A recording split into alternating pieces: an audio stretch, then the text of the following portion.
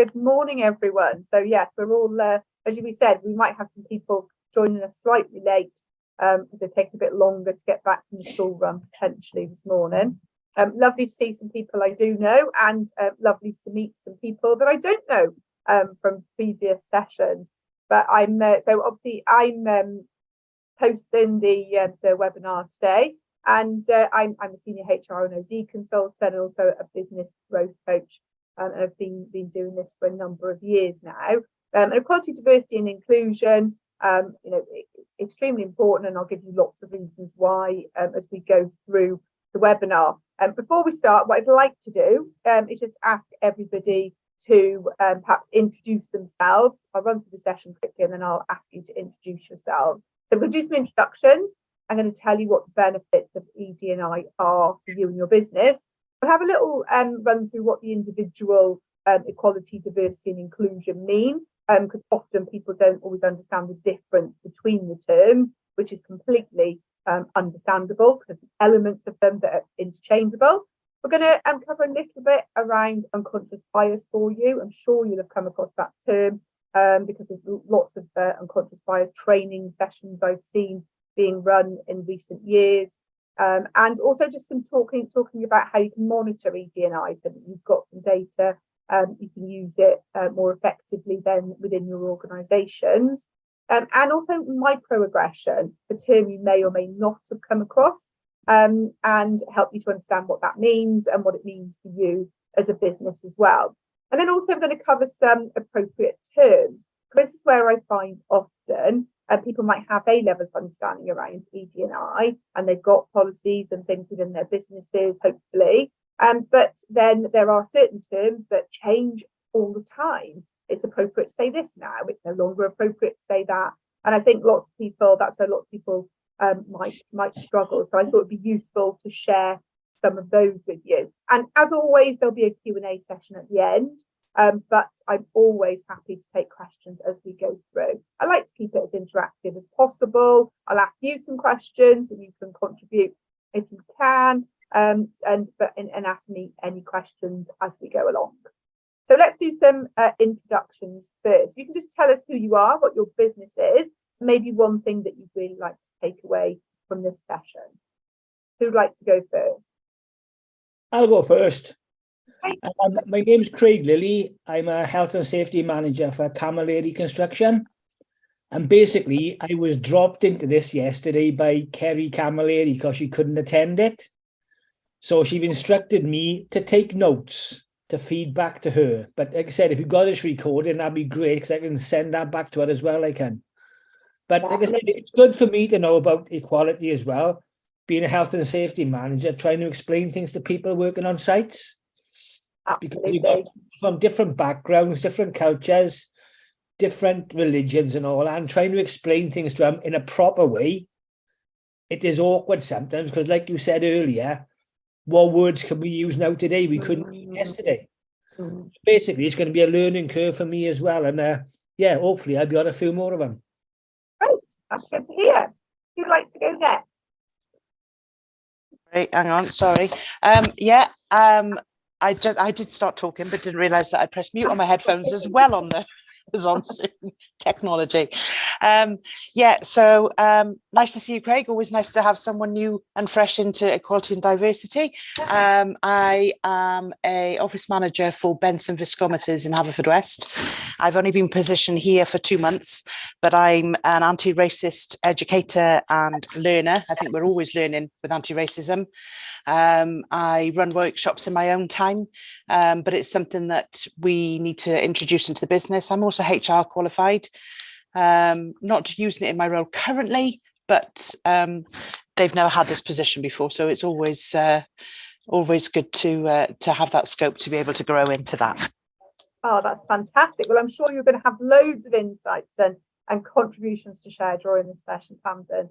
It's always great to have another person on who can also bring their own insights and experience to these things. Lovely, thank you. And who else have we got this morning? Okay, John Mansfield then. And hello, Lesley, nice to see you again. The company that I manage is Pembrokeshire Seaweeds. which is a complex organisation which is employing about 14 people on and off throughout the year. It incorporates running a restaurant, running a shop, running a digital marketplace, organising foraging courses, and a whole host of other activities. My background is coming from the teaching profession and working in schools in Slough, so equality and diversity. You couldn't get a better situation than that. But hopefully thinking about the business and the implications, particularly the legal implications for us. Okay, so Absolutely. thanks very much. Thank you very much for that, John. Who'd like to go next? Unfortunately, I can't see all of you. Great. Thank you. Hi, apologies, my video's off. I've had a bit of a nightmare this morning with the snow and my kids are sort of running around, so that's why my video's off, so apologies. My name's Claire Petheram. I'm Associate Director of Operations at a company called Simply Do Ideas Limited. We're a software as a service company looking at open and closed innovation in public and private sector. Reason for attending today, twofold really. One, we're a small business at the moment, we're 9 employees. So looking at really, what we should be mindful of as we look to grow. And secondly, we are having sort of inquiries from clients with regards to how they could measure equality and diversity, certainly when we're looking at the open innovation use case. Okay, who have we got left that hasn't introduced themselves yet? Yes, hello, good morning. Hi, Mona. Right, so my name is Munal Janebi and I'm from the UAE. I'm actually a founder of a business, a startup business. It's a social media application trying to compete with the big sharks.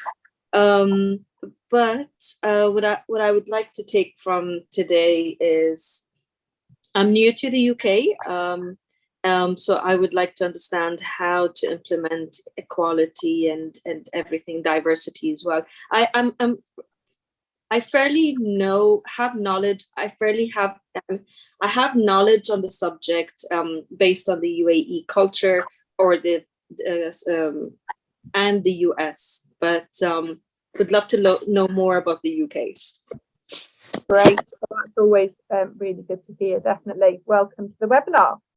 Okay, lovely. So we've all introduced ourselves. That's great. So let's have a look then. And say a lot of people have got different levels of knowledge and whatnot. So I can see this is going to be a really good session. So I think just to identify for those who are already kind of not on board or not understanding the benefits of equality, diversity and inclusion, it's useful just to have a bit of an understanding around how encouraging equality, diversity and inclusion initiatives within the business can help you. So it can make you more successful as a business effectively, because if staff are motivated, and they're much more likely to be motivated if they're engaged and they feel included, then they will be more productive, and that will help your business to be more successful. So that's a fairly simplistic way of looking at it, but it absolutely makes sense. It's about keeping people happy and motivated, again, because they feel included, because they feel valued. Hopefully you've got systems in place that make sure that people feel empowered within their roles, and having a much more inclusive approach can lead to people feeling more valued. It should prevent, having this knowledge and understanding should prevent you from having some more serious or legal issues arising, such as bullying and harassment, particularly discrimination. Because if you've got set procedures and you've got information sharing and you've got a more inclusive culture within your company, then managers, hopefully, who are line managing staff, will have some of those knowledges, that understanding, to make sure that hopefully as a business you're less likely to hit any tricky legal issues around the Equality Act in particular. You should then also be able to be in a position to better serve a more diverse range of customers. Because to me, one of the things that I often find when I'm advising clients around ED&I is if you're not inclusive, or you don't have a diverse workforce, then how do you expect to attract a more diversity to your business? How do you expect to attract a more diverse range of customers? Because people will look for relatability and common interests. It's human nature.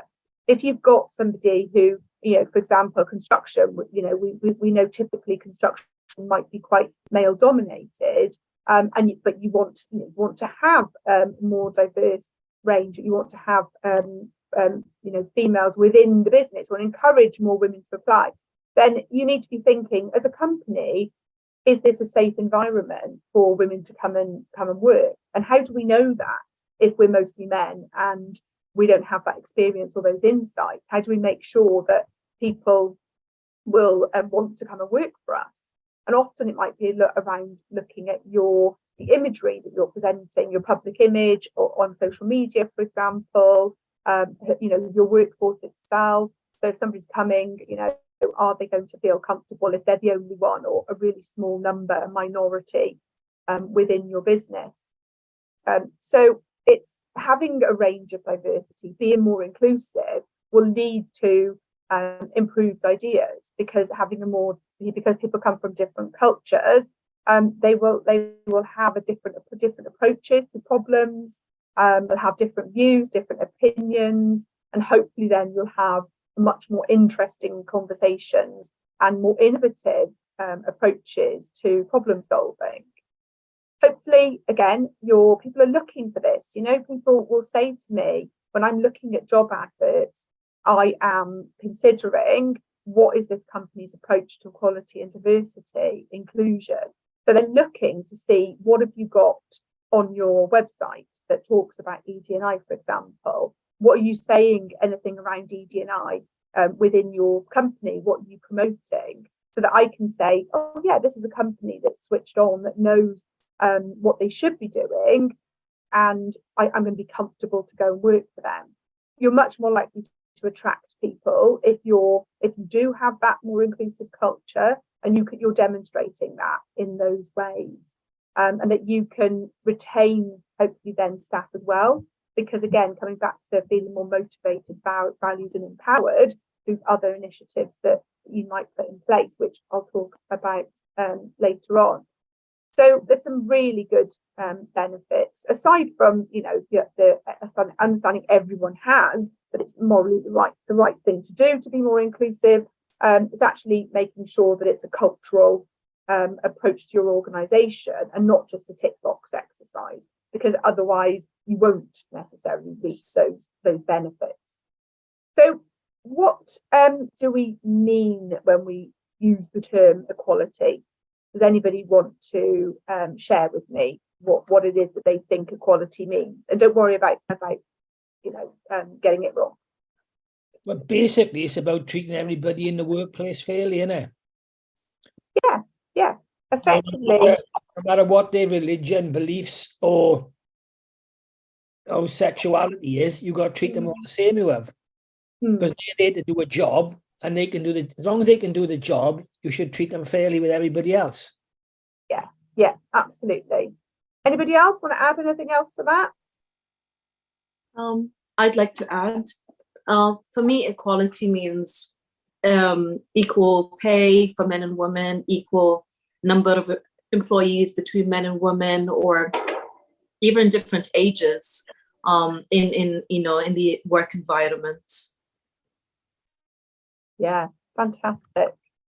That's great. Okay, let's have a look what we've got here. So it's about eliminating disadvantage. So as you said, that element of fairness comes in there, doesn't it? Making sure that you're looking to eliminate discrimination, any kind of deprivation, and treating people fairly. One of the things that we've seen really shift in terms of the equality agenda over the last few years is much more the idea of social justice. So it's not just about the protected characteristics that we see and that we're used to hearing about, as we said, around age, sex, gender, for example, but also about social justice and people trying to level up. So it's not just necessarily about saying, I will treat you the same as I will treat you. It's also about saying, actually, you might be at a disadvantage because of your cultural background or your cultural heritage, or because you have a disability, or exactly as you've just said, Mona, when you think about the gender pay, you may be at a disadvantage. So what we look to do is we look to level things up so that you are treated fairly. What that sometimes means is actually people who are at a disadvantage now end up being treated slightly more favourably in order to level things up. So it doesn't always mean that everybody's treated exactly the same in order to be treated fairly. And I think that that's something that lots of people don't always quite get, that you can, it's things like you think about disability and making reasonable adjustments. You're going over and above what you're doing for everybody else in order to make sure that somebody who has a disability and therefore it impacts on them being able to make the same contribution, that hopefully it means that making that adjustment helps them to be able to make the same contribution as possible. So you said, Craig, around equal opportunities in jobs, fairness for employees and also for job applicants, and not treating people unfairly because of the protected characteristics, which I'm going to introduce. I'm sure you'll know all of them, but I'm going to mention briefly. Okay, so these are the protected characteristics. Sorry, the picture is quite grainy actually, and that hasn't come out particularly well on the slide.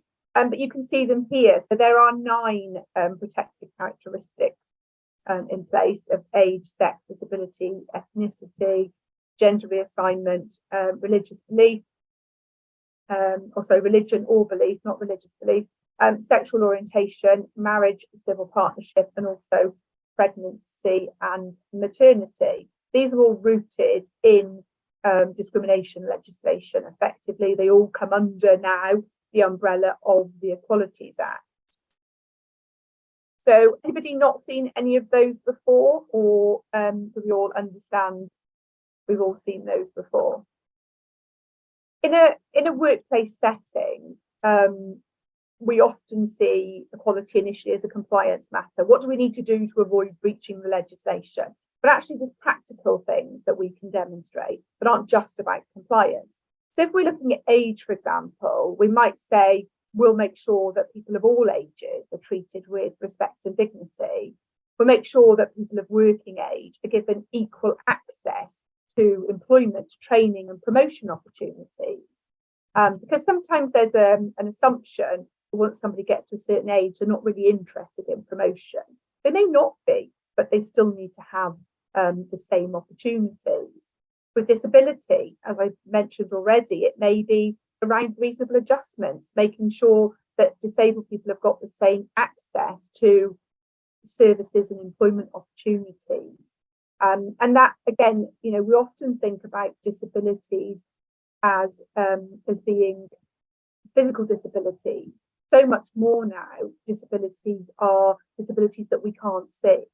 So they're not physical often. So it's worth, thinking about that as well. Challenging discriminatory assumptions about disabled people. So things such as that. And unfortunately, the logo for disability is still the wheelchair, which is one of the reasons why, for some people, it's that's why we have that physical disability in mind. So having a look at race, you might say as a business, we'll challenge racism wherever it occurs. As a company, we'll actively promote race equality within the company. We need to back that up with examples and action. This is what we will do in order to make sure that this happens. We'll respond swiftly and sensitively to any incidents that might have a racist nature. And sex, you might say we're going to take positive action to to redress some of the negative effects of discrimination against women in the company, or men in the company, again because of assumptions that people might have. We're going to make sure that we offer equal access for representation, again around training, around pay, around promotion, because it's well known, for example, that women might not have quite as much experience as men when they get to a certain age. If they've had time off in order to have children, and you're saying we want somebody to have a minimum of X number of years, that can potentially be seen to be discriminatory, not just because of age, because younger people might not be able to demonstrate that experience, but also because of sex, because some women might not be able to demonstrate that experience either if they've had time out for maternity and childcare. So just be mindful when you're thinking about that, how it could indirectly or directly be seen as discrimination. Gender reassignment, you might say, will provide support to prevent discrimination against transsexual people, or people are about to undergo gender reassignment. I've come across organisations who will bring people in to go through a real, again, kind of cultural mind shift to educate people about what gender reassignment really means. If somebody in their business is going through transition, it's really important that they can feel they can do that safely within the work environment. So if you come across that, you really want to be training your staff about what it means and challenging negative assumptions that they might have about that. Sexual orientation, we making sure that you're saying we make sure that people of all sexual orientation are treated with respect and dignity. And religion or belief, will respect people's beliefs, where the expression of those beliefs doesn't impinge on legitimate rights of others. We will respect them. So you can be making some really positive statements, but you also want to be backing that up with action, what that actually means in practice, or an example of what we will do. Pregnancy, maternity, and I've already talked about the experience, for example. But again, challenging any discriminatory assumptions about pregnancy or maternity, making sure that no one's disadvantaged because they're pregnant, or that they go on or have been on maternity leave. We're seeing legislative changes again, potentially cropping up, actually, just to give you a heads up around maternity. The expectation is that people might be protected and have protected rights for 12 months after they come back from maternity. For example, not to be able to be made redundant, which will be very controversial if it does come in practice, where there are genuine situations of redundancy. Marriage and civil partnership, again, people make assumptions. They might treat people differently depending on whether they're married or in a civil partner, or having been through civil partnership, or whether they are single, for example. So thinking about making sure that people are treated with respect and dignity, and that there's a positive image promoted regardless of people's status. That's just a few ideas. Tamsin, I can see you've got your hand raised there. Yeah, one of the things I wanted to ask is something that it was a story I'd heard about a business that was trying to bring in equality and diversity and make sure that they were attracting people in as employees as well as attracting customers in. And they'd gone to the lengths of making a safe space for the Muslim faith, space for prayer, but hadn't provided wash facilities. So is that something, if we're looking at, I mean, we're quite a small business, we're about 10 or 11, but if we are encouraging people into our business because we are looking for science and scientific officers and things like that, it widens the scope of the people that would apply for those roles rather than anything else. Would it be something that you would recommend? Is it something that... I think again, sometimes it depends on, as you said, on the size of the business, on again the diversity mix that you have and who you're looking to attract. Absolutely, as much as possible, what you can do to promote inclusion and to be able to say, we have space available. So when you're advertising, to let people know we have space available, or put, making posts on the social media, or putting it on your website to talk about, you know, these are some of the inclusive practices that we have in place as a company, and kind of directing people to that when they apply. So it not, and then, but then also, again, a bit like as I was saying with gender reassignment, also making sure that you're educating staff before they come in, so that people understand, because there is a perception, oh yeah, well, they're off, or they're just skiving again. You know, actually understanding how important it is that people have that time, and how important it is for them that you know, that the company support that. Okay, great. And Monica, I see you've got your hand up there as well. Yes, thank you. And just to that point, I'm of a Muslim faith. You know, companies saying that, oh, we have a room for prayer is, I think, more than enough. It's the washing is can be done in a normal bathroom, as long as they make sure that the bathroom is, you know, not wet when they leave it, or they finish from it. But that only shows that more research needs to be done of, you know, of each of them, what cannot, I mean, what's the must and what's the options. So the washroom is an option for me. The room for the prayer, if you want to make inclusion and equality, is a must, if that makes sense. But Yeah. a lot of, I would answer that question if someone asked me, but I wouldn't be able to answer for sexual orientation or gender reassignment. I don't know what to do for them. Yeah, absolutely. You're right. And this is what you tend to find, isn't it, within an organisation, depending on who you've got, who you can ask, who can contribute in order to, you know, your understanding, and putting people on training such as this, then, you know, that helps to develop people's understanding then as well, doesn't it? So you need to know kind of what you need to know really first. And that's sometimes the challenge, I think, with equality and diversity and inclusion is, okay, what do we not know sometimes? Okay, thank you very much for those questions both. Okay, let's have a look then. So what do we understand by the term diversity?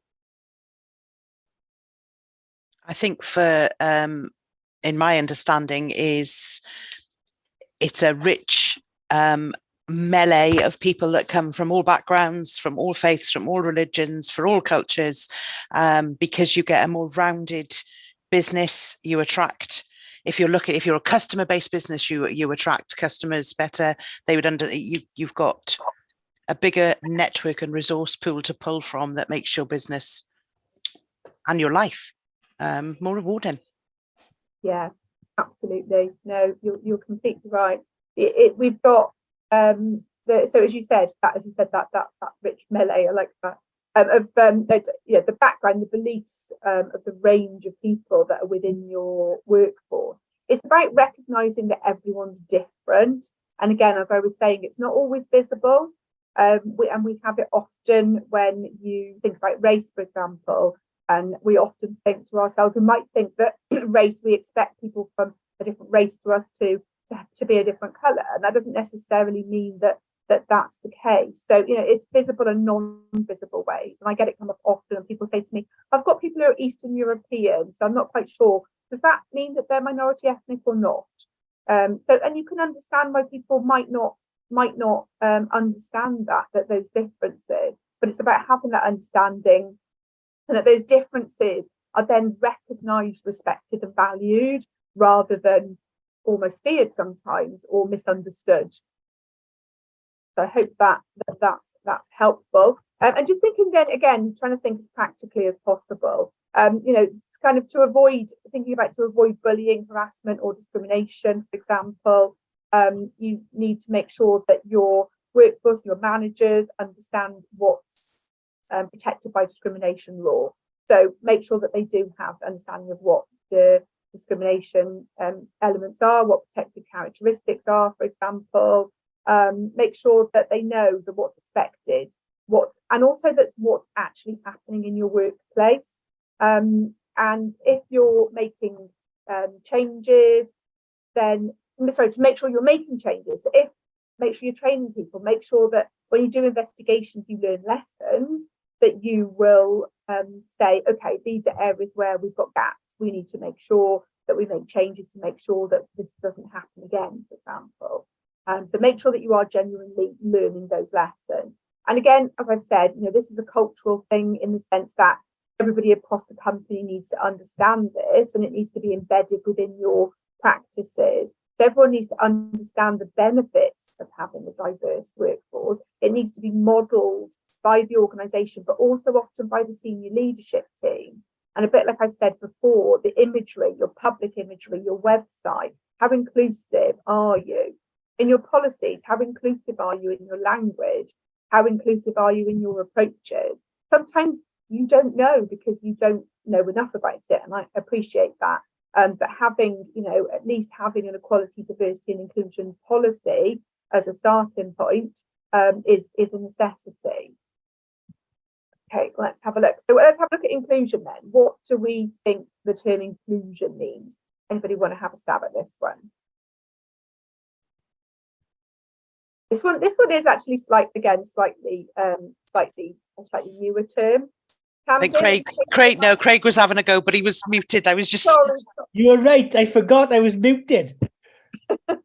What I said was inclusion is basically you include everyone in your training plan, in your work. Well, after out of hours work, if you're having parties, and don't disrespect anybody and think, well, no, you are not coming because you won't enjoy it. Include everybody in what you do. It builds a team and with the workforce, doesn't it?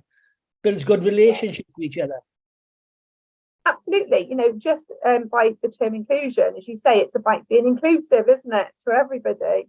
As you say, it's about, again, so everybody needs to feel valued. Everybody needs to, you want them to come and feel that they're safe to be who they are within the workplace, and they're not having to hide who they really are in order to just fit in with the rest of the workforce, because they need to come up with their own ideas, not just think, oh, this is what the boss really wants us to do, so this is what we will do.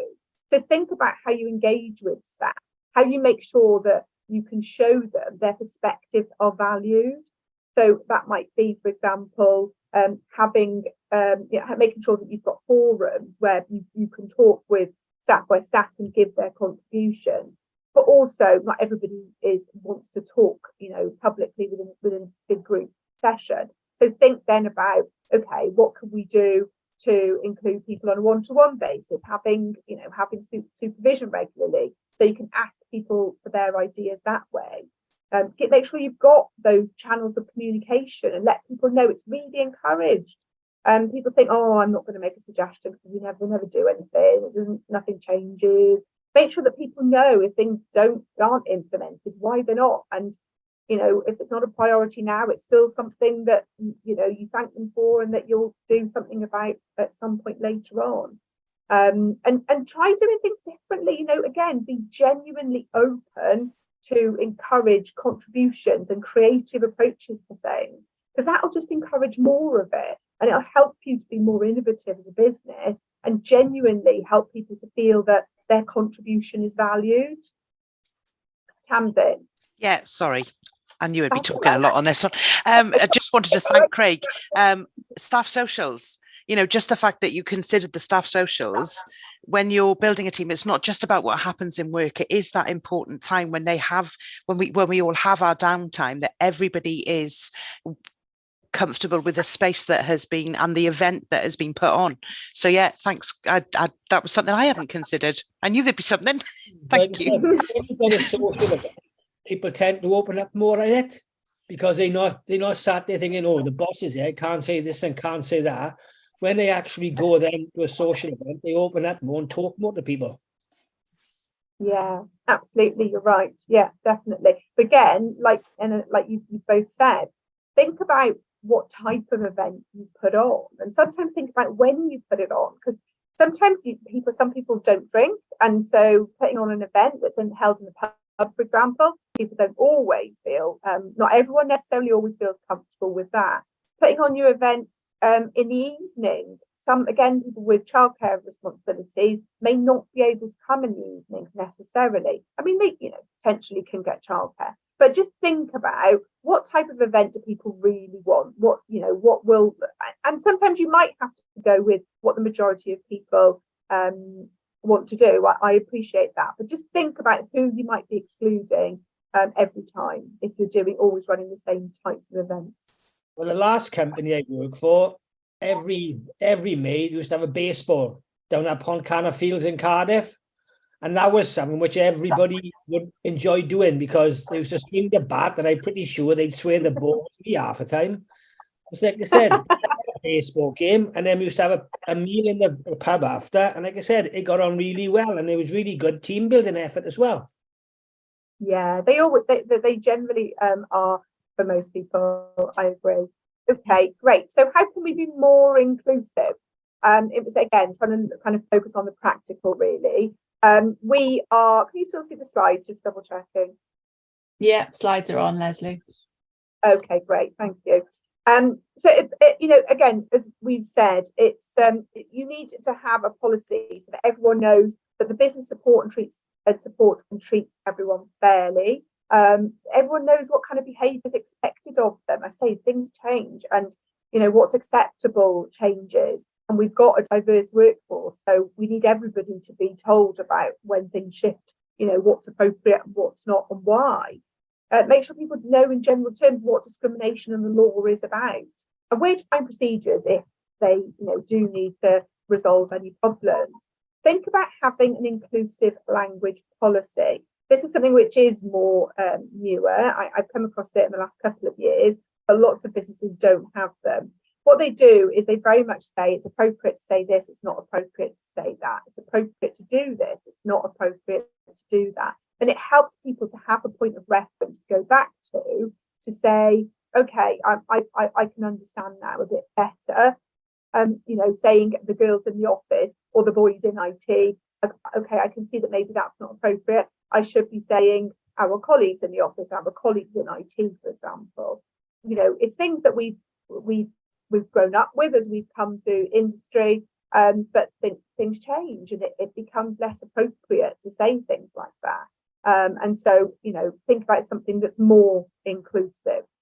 And develop an action plan. Again, that shows you're not just paying lip service. And you're not just bringing in a policy to say, yeah, tick, we've done that.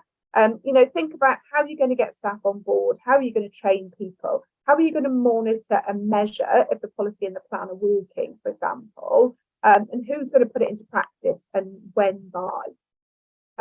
Think about recruiting new staff, training, equal pay, dress code, different types of leave for parents or carers, for example, flexible working, things like that. They're practical ways that you can bring things into place. And a bit like I've been saying all along, it's not just ED&I that makes engagement and feeling valued effective, but it's one of those things that as you're communicating internally as a company, and people are going to get more on board with your purpose and values. If they feel valued, they understand what your purpose is about and it's inclusive, and they understand how they individually can play a part in achieving your goals as a company. Talk openly with them, role model as leaders, basically.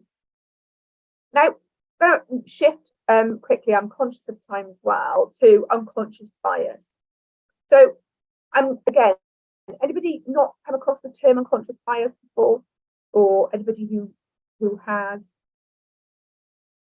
It's something, as I say, that has come up more recently. I would say probably in the last 10 years or so, but definitely more strongly, more mainstream, perhaps in the last 5 years or so. And what unconscious bias is really about is thinking how a person thinks will depend on their own life experiences. And sometimes they'll have beliefs and views about other people that might not be right or reasonable, but it comes from their own life experiences. And for whatever reason, they may understand that it's not right or reasonable. Our beliefs and attitudes are often held subconsciously, and it's about bringing them into your more conscious thinking, so that you make sure that they don't unfairly impact on your decision making.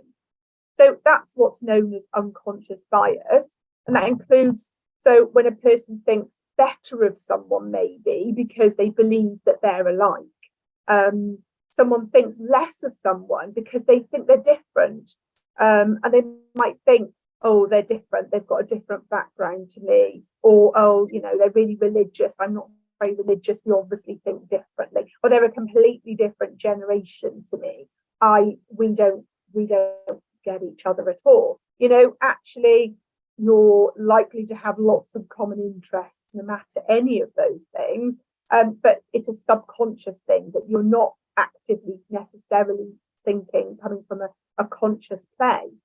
And it means that they could make a decision influenced on false beliefs or assumptions, or, you know, stereotyping effectively.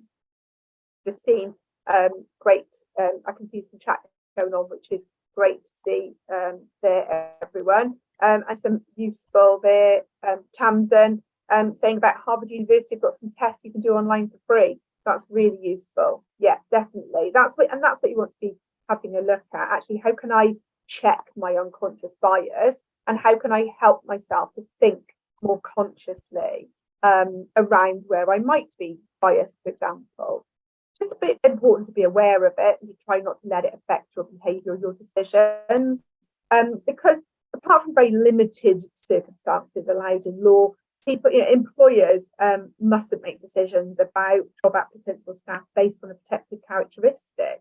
It could lead to a discrimination claim, and you, by putting in place measures to say we check our unconscious biases, that's much more likely to help you if you were to face a discrimination claim around recruitment. So hiring on a gut feeling, and it happens all the time. People say to me, yeah, I just got a gut feeling that that's the person that's going to fit better with the team. There's going to be an element of unconscious bias in that without question. So I come across it often. People say in recruitment, for example, you know, you make a snapshot assumption about somebody in the application process. And, you know, you say, oh, often people are appointed within the first 5 seconds because somebody's connected. They've connected either already by looking at their application, or they see themselves in that person for whatever reason, their values or their principles, or the school they went to, whatever it might be. And that they've made their decision, basically.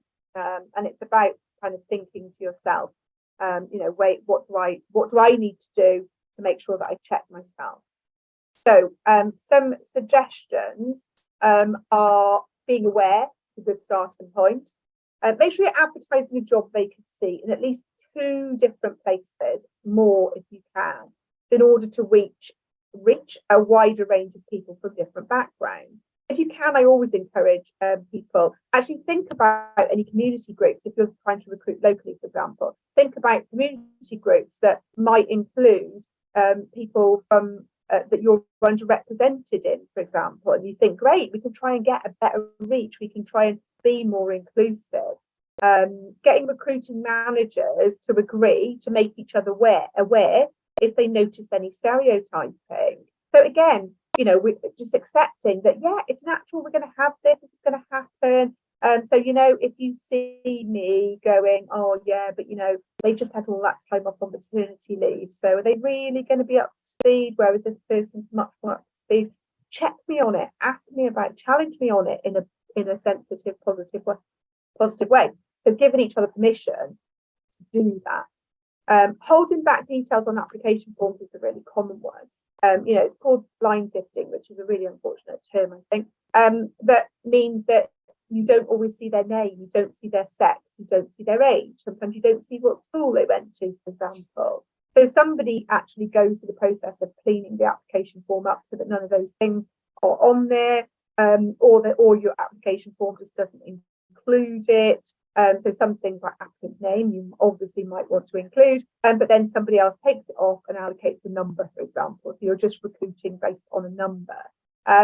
And if possible, have one of the interviewers on the phone. And this is something that I've heard mentioned a couple of times now, would never have occurred to me, I'll be honest, so that they're not making a decision based on physical appearance.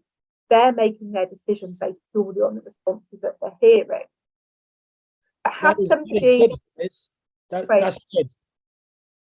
Yeah, It's possible to have interviews on the phone, because a lot of people, when they're interviewing, the first impression is what they look like. No matter what, exactly right. if they don't think you look right, you can be 100% interview, you will not get the job.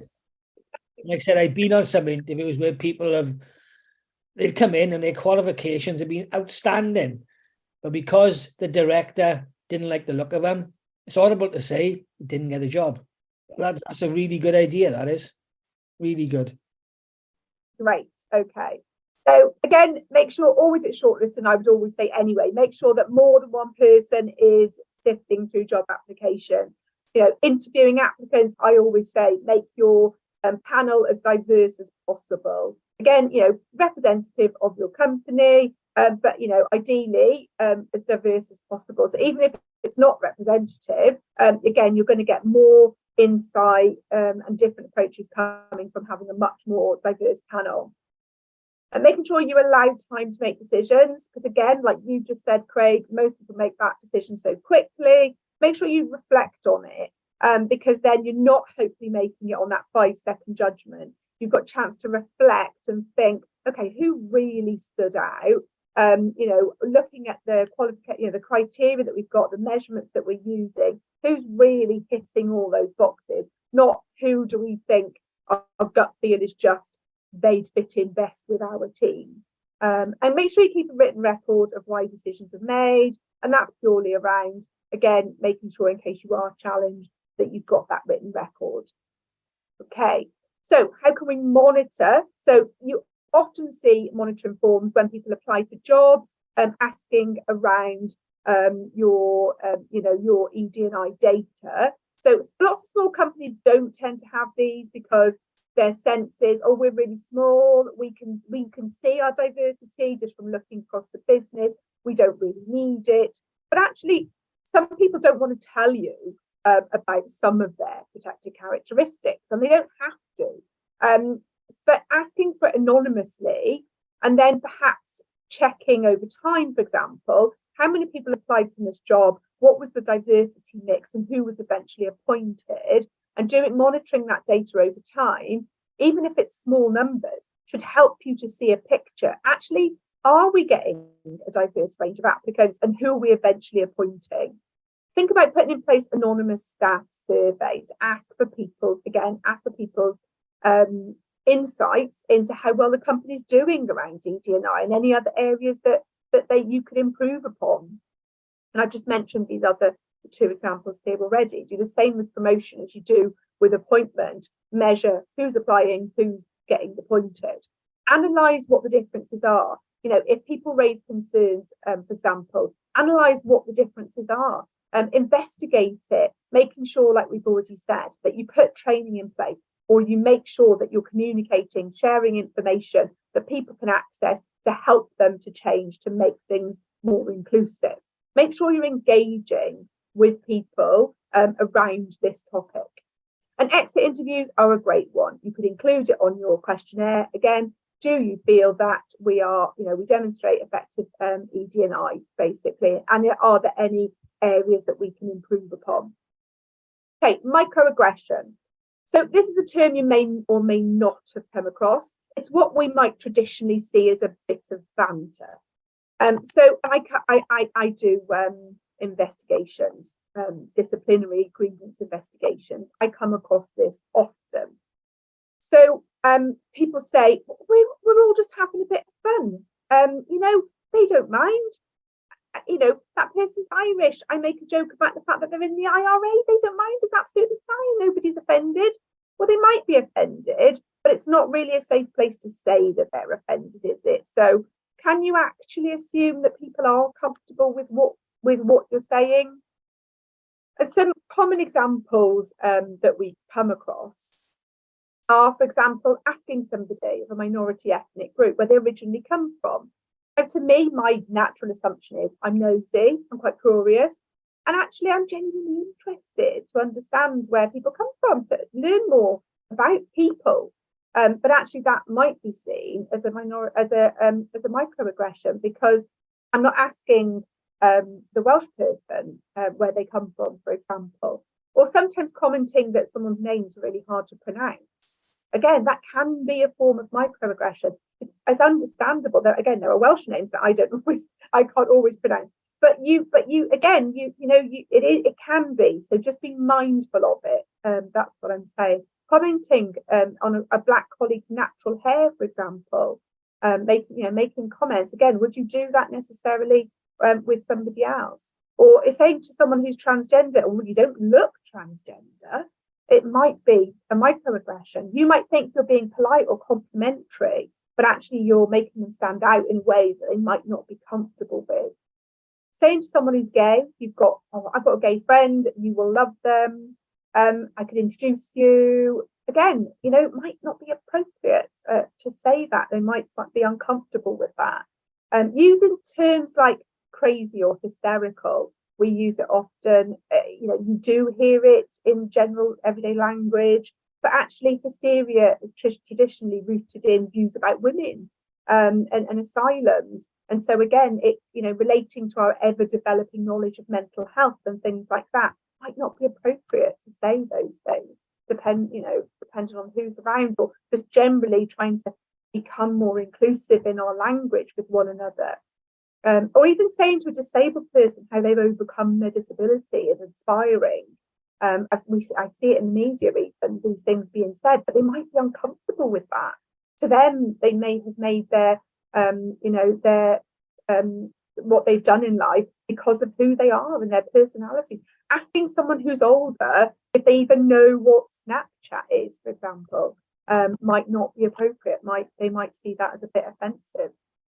So it's just useful to know. You just got to be so careful what you say, haven't you? Before you say anything now, you just got to really think, hang about now, am I saying this right in the right context or whatever? Because, Absolutely right. It is getting crazy, but like I said, you've got to be so careful how you address people. Yeah, you do. You really do. And I see it all the time when people will say to me, "Oh, we've gone too far. It's gone too far. I should be able to say that. How is that inappropriate?" But actually, it might be inappropriate and it might offend people. So let's at least educate ourselves a bit in order that we can hopefully, not offend less people, particularly within the workplace. And if we want to look to become more inclusive, we want to encourage a more diverse range of employees within our company in order to benefit from that, then your staff need to know about this stuff and understand what's appropriate and what's not. So great, thank you for that, Craig. I've just those are the examples I've just given you. And because we're now at 11 o'clock, in fact, this happened last time I ran this webinar, so I should know that the webinar's slightly long.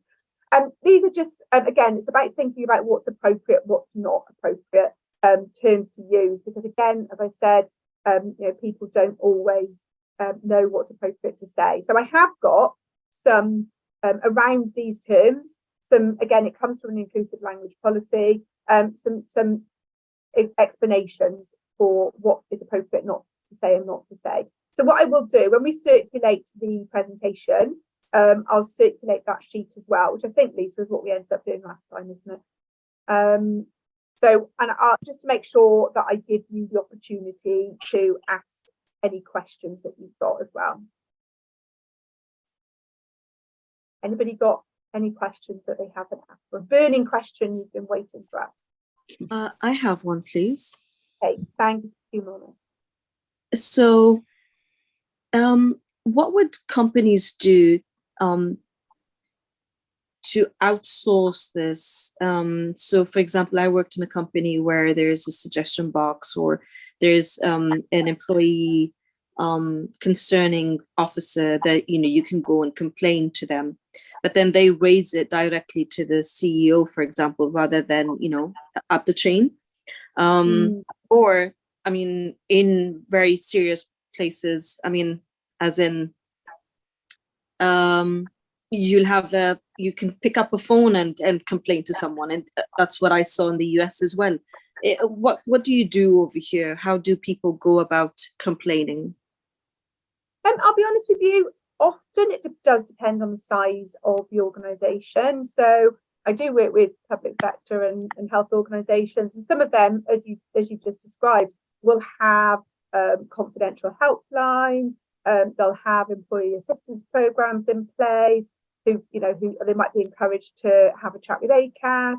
There might be somebody nominated within the company. Often this will sit under a HR umbrella. So it may be, if you've got any concerns of this nature, have a discussion with your HR and one of your HR colleagues, or there may be AD&I champions within the organisation, someone you can go and have a chat with confidentially again if you've got concerns.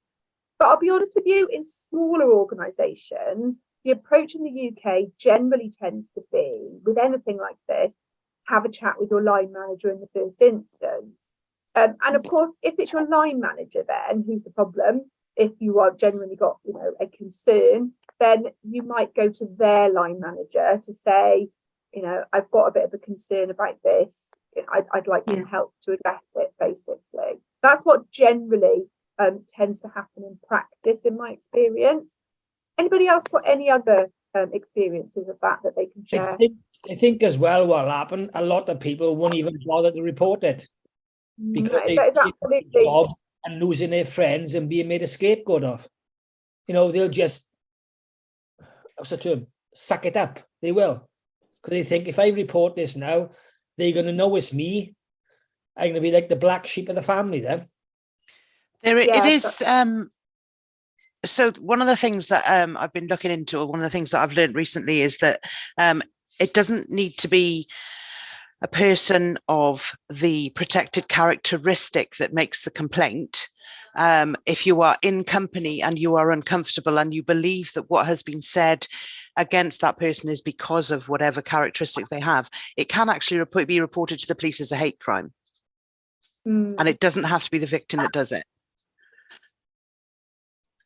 Yeah, no, that's good. That's a good right. point. Still, a lot of people don't do it for repercussions, do they?